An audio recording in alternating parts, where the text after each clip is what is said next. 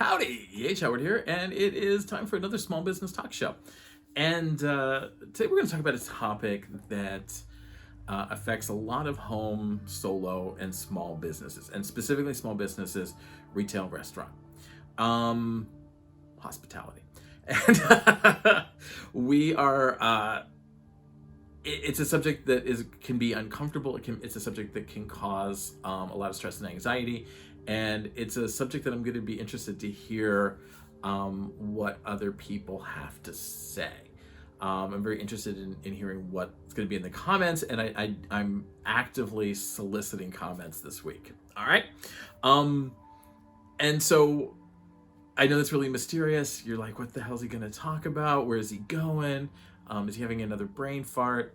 But what we're really going to be talking about today is online businesses that are predatory. Okay, and by that I mean they lock a small business or home business or solopreneur into some sort of contract, some sort of binding agreement that in the end really kind of doesn't give them what they need, doesn't give them what they promised, and kind of they're selling their soul to the devil, so to speak. All right, we'll get into it a little bit more detail after the break, but let's get into it.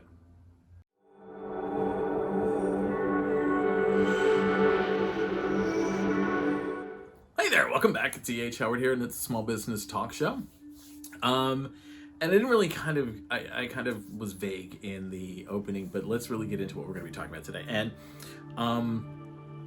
I think it's something that doesn't get enough attention. I think it's something that the general public at large doesn't really know. And if they do know, they don't understand.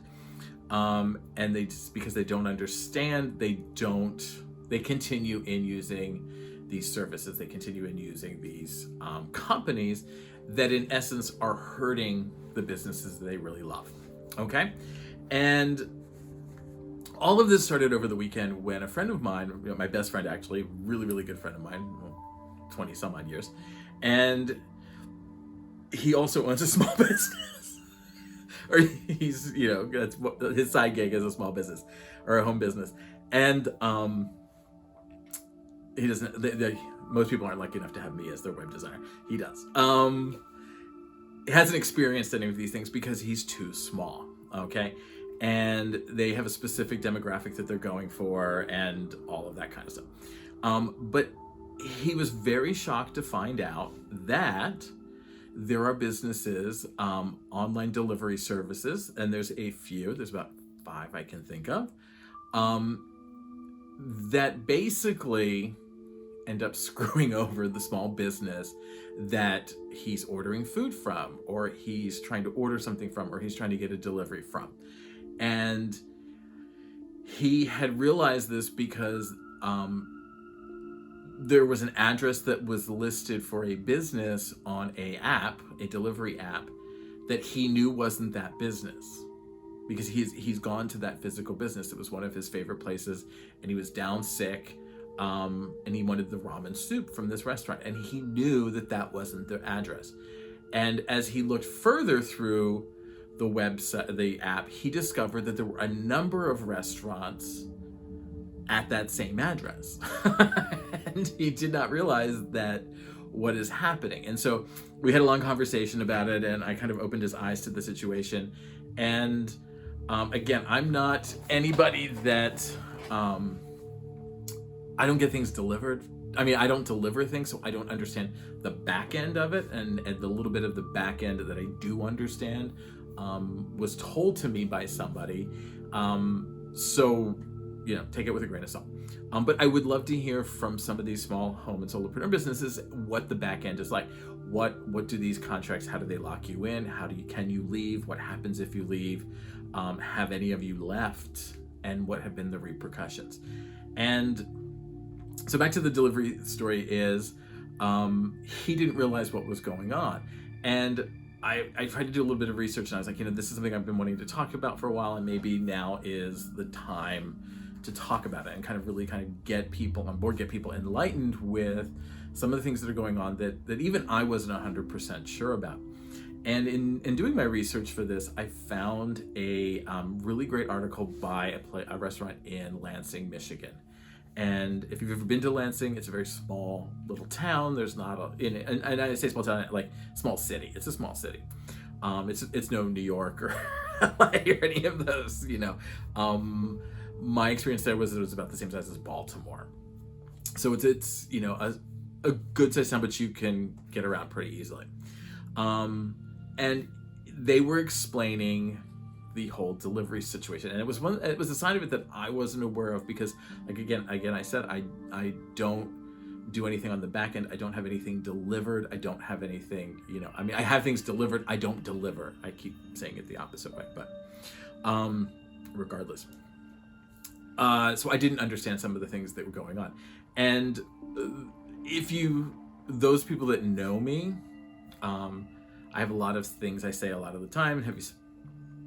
Are you selling the experience? Have you found your Betty? One of my big mantras is nothing free is free. There's always a cost. Somebody somewhere is paying for whatever is coming off as free. And in this case, the way that this restaurant explained it was that if I call up and I order food from one of these websites, and I order $10 worth of food, and they offer me free delivery, well, the free delivery really isn't free. The free delivery is coming out of their money. So what they do is if I order $10 worth of food, they pay the restaurant $7, keeping $3 for, well, I don't know why I did the air quotes, $3 for the delivery service. So, and what this gentleman in this business so eloquently explained in his post, and what I think a lot of us forget, and I know I do, and I know people that are in the restaurant industry and things, is how close the profit margins are. There's a very slim profit margin for most restaurants, for most small businesses. There's a very narrow and very slim profit margin. So if every order that comes through, you're taking money out of, that's taking away from the profit. And that's cutting into the quality of the food, the staff that they can get, so it ends up becoming a hamster wheel for the business of trying to catch up. And what I noticed on a lot of these is, especially because, you walk around my neighborhood and there's like 15, 20 small business restaurants, 2, 3, 4 tables. And all of them are on every delivery service. And so they're not just getting hit from it from one person, they're getting hit from it on almost every order. And that becomes a real impediment to growth and success and growing your business and keeping the lights on, sending your kids to school, buying more stuff, more supplies to run the bit. There's a whole thing there that kind of goes in that I think we all forget. I think we don't always remember how slim the profit margin is. And something like a restaurant, they can't really screw around. If I'm running my small home business and I'm just like an office business as a solopreneur, if my printer breaks, I've got other options. I may not like having to walk down to Kinko's, or I may not have to hey, can I come over to your house and print? There are options that I have. But if I'm a small restaurant and my refrigerator breaks, or my deep fryer breaks, or my grill breaks, I can't afford to be like, well, all right, I'll just get that fixed down the road. It's not, I'll wait till the, tax return check comes in, or I'll wait till Christmas and ask Santa for it or something like that. They don't have that. If that refrigerator breaks, you need to fix that today. And if you have low profit margins, or a narrow profit margin, that now just makes that problem even more a bigger problem, because you don't have the money, you're stressed about getting the money. If you sell more food, you're going to lose money. It's this cycle. And it's one I'm not 100% sure how to get with it. I have some ideas, and we'll talk about it in a minute. But the other side of all of this, the other side of things that is going on, is the idea that there are companies, and I'll tell the story in a minute, that are branding and marketing and web design companies that are preying on home and solo business in particular, and other small businesses that have office space or retail spaces. And couple years ago when I was the president of a local networking chapter, I met this really great guy who wanted to join the chapter, and he was starting his own home consulting business. And in talking to him, because he was going to do marketing, I kind of got really interested and started talking to him and getting, we had coffee, and he was telling me about this company and one of the questions I asked was, why did you start your own business? Because I'm always curious on why people start their own business. And he said, well, I worked for this company, and basically they were a predatory marketing and web design company. And so they would approach small businesses, and he had their target demographic, their ideal consumer. They had like a laundry list. He showed me the list, and it was like, it looked like a checklist. You just go down, and I could think of like 15 businesses that fit into this model that they were targeting. And he said, you would find a business like this, you would get them on a marketing plan. We'll do your marketing, we'll do your, social media, we'll give you a website, and we'll do it for $25, a month. And whether they were overt about it or whether they weren't overt about it, I'm not really sure. But after a certain period of time, that $25 then jumped up to something like $75 a month. And now you're stuck. What do you do? And right now we all, the world is running on subscription-based model. If it's not a gig model, it's a subscription-based model. And some of them are subscription-based gig models. So what sounds good in the beginning, $10 or $15 a month, a couple of months in, as you realize all these other subscriptions are kicking in and you have to pay them as well, then it becomes, a financial burden. And the business will try to break the contract, and that's actually what happens. They do try to break the contract. I'm not trying to say that they shouldn't, but the contract was also probably written, like ones I've seen, was written specifically to protect the business. The contract was not meant to protect the small business that it was bringing on as a client. The contract is never meant to protect the client. The contract is meant to protect the business. It is always worded that way. It's always written that way. And it's really hard for the small business to fight that. But I don't understand. I'm not clear. And if somebody knows this, then can leave it on the comments. I'm not clear if you fulfill the terms of the contract, whatever the length of the contract is, then do you get to keep all of the stuff that you have? Because what happens is when they try to break the contract, or they try to take the content and use it in different ways, what they're told is it's not their URL, the company owns it. It's not their written content anymore, the company owns it because the company wrote it. It's not their imagery because it's the company's imagery because the company wrote it or took it or whatever. And I'm not saying that that's wrong. I'm not saying that's wrong. It needs to be clear, but at the same time, you're also paying a fee every month for these things, and you should at least be able to keep them if you fulfill the contract. And so I'd like to know if that's what happens in that case. When you finish the contract, do you get to keep the content? And so the bigger problem, however, with both the delivery service and with these other predatory companies becomes, if you are not on them, and I know, for example, with some of the food delivery services, they work with Google and they rank their, are you looking for Japanese food? If I put in sushi, Grubhub is going to come up first, and or at, and and then probably on the second page, the actual restaurants page is going to pop up.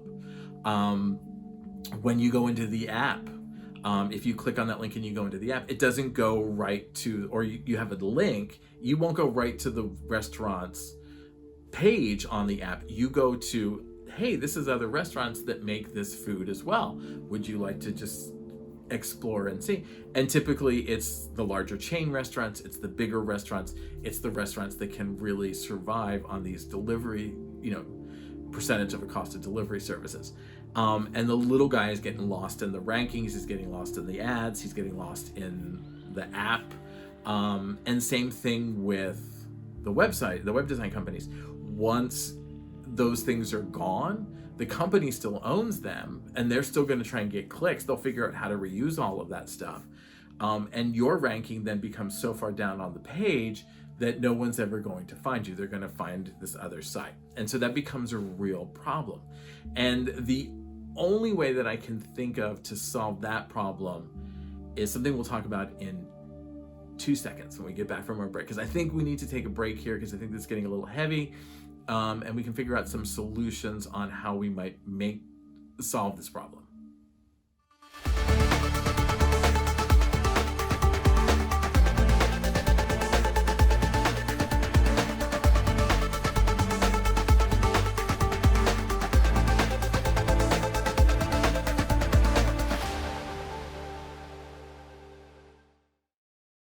Hey there, welcome back. I'm E.H. Howard, and this is the Small Business Talk Show, and we are talking about predatory companies that prey on small home and solopreneur businesses. And it's just, there's really no other way to talk about it, say that. And we've kind of talked about ranking, we've talked about, loss of intellectual properties, we've talked about a lot of the things that you lose. And how can you counter that? First of all, if you are a small home or solopreneur business and you're listening to this and you haven't gotten involved in any of these, great. Do not get involved with them. There are better ways. But let's talk about those better ways for a second, okay? One of the things, that I always talk about is inward, not outward. And it's about selling to your current base of consumers as opposed to everyone, all right?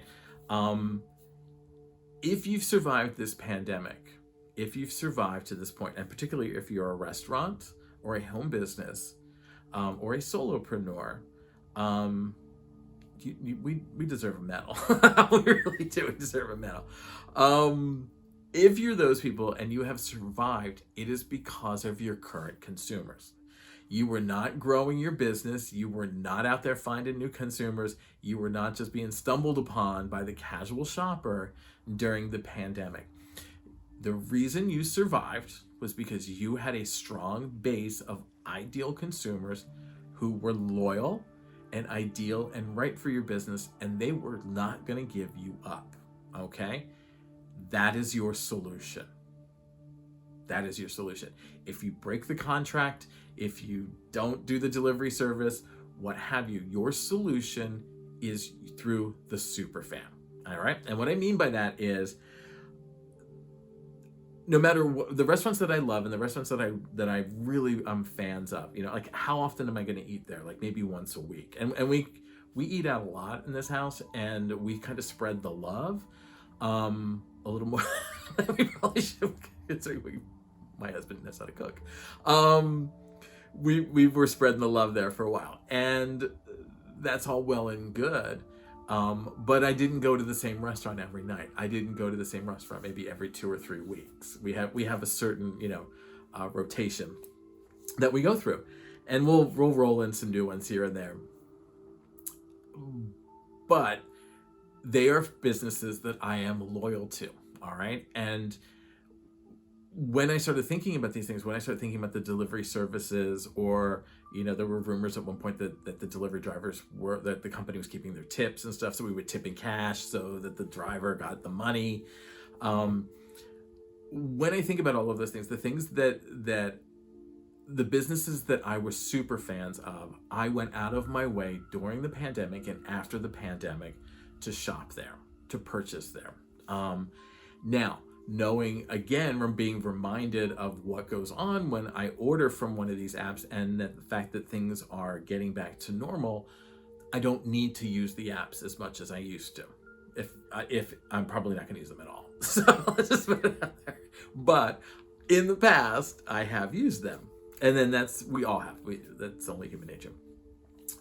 But what I'm going to do is what we used to do before the pandemic is, if I want to order some food from the restaurant down the street, and all of them are only about 2 or 3 blocks from our house, we could literally walk to 90% of them. Either go there and eat, or if I'm going to go get takeout, I will go there and get it and bring it home. And that way I know that the business is getting, if they're charging me $10, I know that they're getting the $10 and they're going to use that $10. They're going to keep that $10 for themselves. And I think that's one thing we need to understand, is that our super fans are there. Now, I don't know from these apps or things, but I would assume, because you're super fans, but you got to grow your business. And I would assume from the apps that you can have some general basic information about the people ordering. So, they know my name, they know my address, they know my phone number, they have an email when I order. So does that print at the restaurant, or do you just get order number 587 and you don't know who it is? If you do know who it is, if you do have some sort of, you can kind of go through and it's worth taking an hour of your time, or having somebody, like, it's a slow day, so maybe have the waitress do it, or have your son or daughter or nephew or somebody do it. But take an hour and go through and see who are the people that are buying, but they're not buying any more than maybe once every 2 months, once a month, those types of things. Those are the people to target for growth. Those are the people that you want to start speaking to in some way and get them to come and purchase more. Because if they are purchasing on that sort of level once a month, once every 2 months, there is a lot of traits and behaviors and things that they possess that are like the super fan. And so you just need to tell them what you tell the super fan in a way that makes sense to them, and then boom, they'll start to come over more often. That's one way to start doing it. And I would say that's for all home businesses, all businesses, small.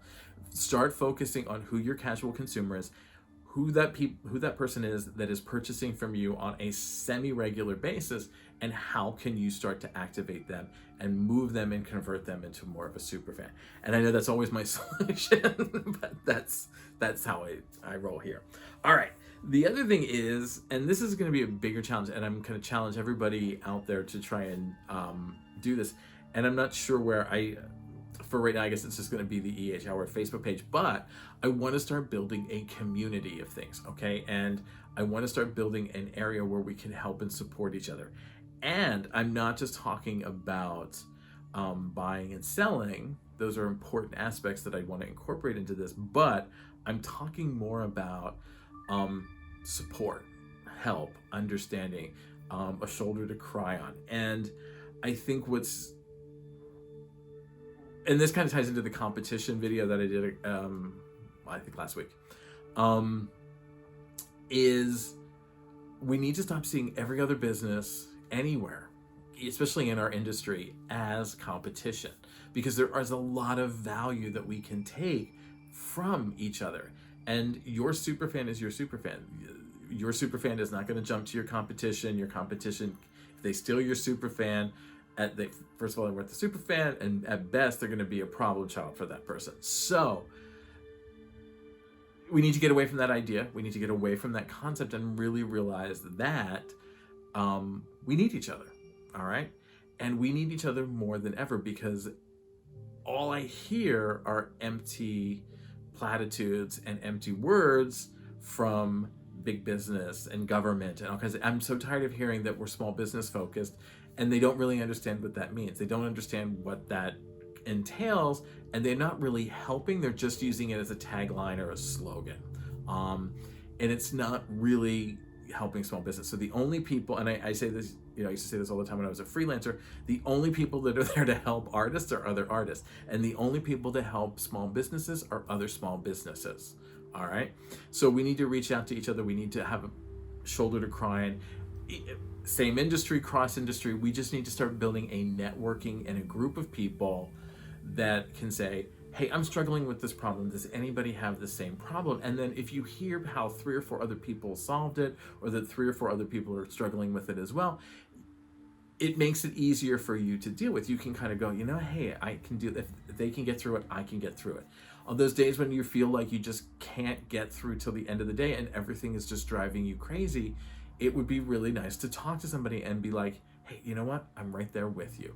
It is one of the things that, and I'm sure you, before this gig situation that you're in, this business situation that you're in, You worked someplace. You had to work with other people. You didn't just wake up one day right out of high school and say, I'm going to go start a solopreneur business and never interacted or engaged with anybody. That just is not how life works. At some point, you worked a job and you had to work with other people. And wasn't it nice to know sometimes you could go over to the cubicle over there and be like, hey, so-and-so over there, the art director or the, office manager or whatever, I'm going to kill them. They're driving me crazy. And you could commiserate and you could feel like, okay, it isn't just me being picked on. It isn't just me dealing with this. I'm not the only person suffering from it. There are other people dealing with it too. And it made the situation more tolerable. That is the one thing that I do miss from being in industry, is that sort of camaraderie. And I kind of want to bring that back. And so I think the E.H. Howard Facebook page probably is the best place to do that.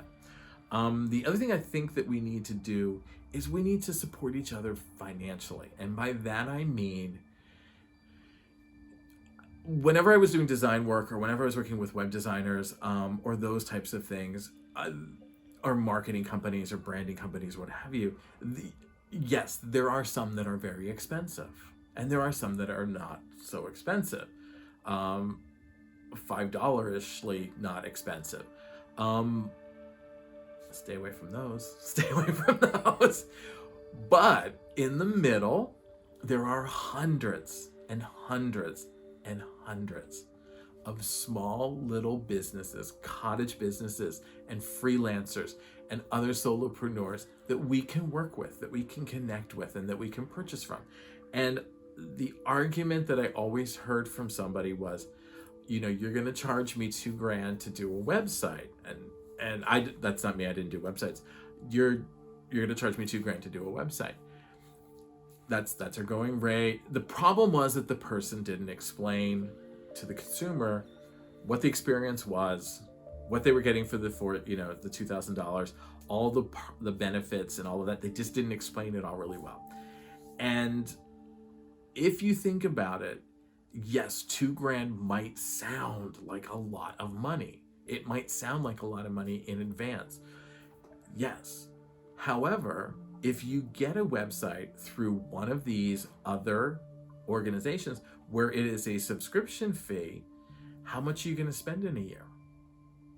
How much do you spend in a year? How much are you going to spend in 5 years?